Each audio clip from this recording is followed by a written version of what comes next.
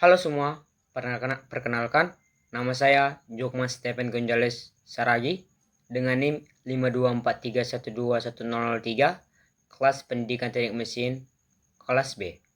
Prodi Pendidikan Teknik Mesin, jurusan Pendidikan Teknik Mesin, berkuliah di Universitas Negeri Medan.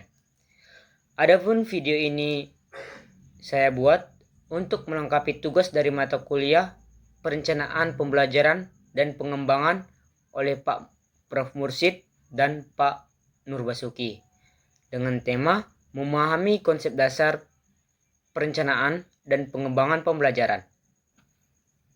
Teman-teman pasti bertanya, apa sih pengertian, tujuan, prinsip perencanaan, memahami konsep dasar perencanaan dan pengembangan pembelajaran?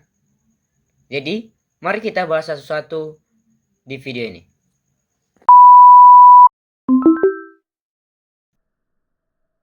Oke, kita masuk nomor 1, yaitu pengertian atau peta ajar.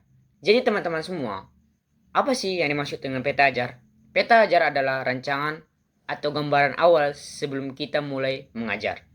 Contohnya nih, ibarat kita mau pergi ke tempat baru nih, kita butuh namanya peta, biar nggak nyasar. Nah, guru juga butuh namanya peta, biar ngajarnya terarah dan nggak asal-asalan. Yang kedua itu ada tujuan. Kenapa sih harus direncanakan? Kenapa sih guru harus merencanakan malam-malamnya? Supaya guru tahu apa yang mau diajarin. Dan siswa ngerti apa yang harus dipelajarin. Dan setelah itu waktu nggak kebuang sia-sia. Dan semua sesuai aturan main atau kurikulum.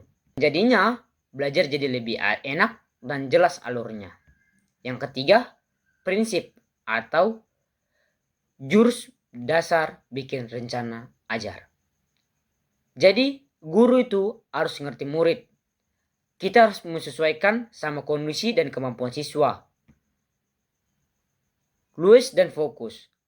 Belajarnya bisa fleksibel tapi tetap pada tujuan.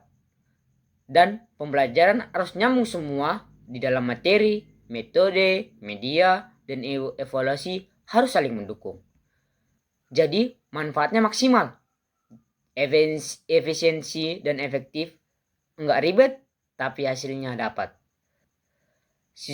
Jadi siswa jadi pusatnya, bukan guru doang yang aktif, tapi siswa juga yang jadi ikut aktif. Yang keempat itu ada konsep dasar atau fondasi rencana belajar. Mengapa sih kita harus mengerti fondasi rencana belajar? Supaya kita tahu siapa yang kita ajar. Atau kita harus tahu karakter siswa tersebut. Yang kedua, mau ngajar apa? Atau materi apa yang harus kita siapkan kepada murid itu. Dan kompetisi bagaimana yang harus kita buat. Gimana sih cara mengajarnya? Kita harus memiliki strategi dan metode pembelajaran untuk siswa. Jadi, kita tidak bisa menyamakan. Kita mengajar ke A dan ke B. Kita harus saling sharing-sharing memiliki strategi biar bagaimana A dan B itu nyambung dan A dan B itu paham apa yang kita kasih pembelajarannya. Jadi kita lanjut pakai apa mengajarnya. Jadi, ketika kita menjadi guru, kita tidak boleh mengajar itu aja terus. Seperti kita harus mengajar memiliki namanya media atau alat bantu.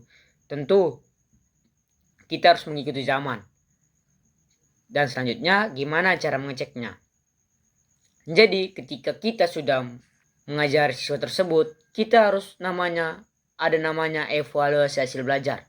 Yang artinya apakah siswa itu paham tentang apa yang kita ajarkan dan apakah siswa itu dapat mengerti dan bisa lulus dalam kompetensi pengajaran kita. Selanjutnya nomor 5, yaitu pengembangan. Yang dinamakan pengembangan adalah upgrade cara mengajar. Jangan cuma pakai cara lama, guru juga butuh harus namanya kreativitas. Coba cara baru biar nggak membosankan. Jadi kita harus tambahi media yang menarik seperti menambahkan video, game, diskusi, dan seterusnya.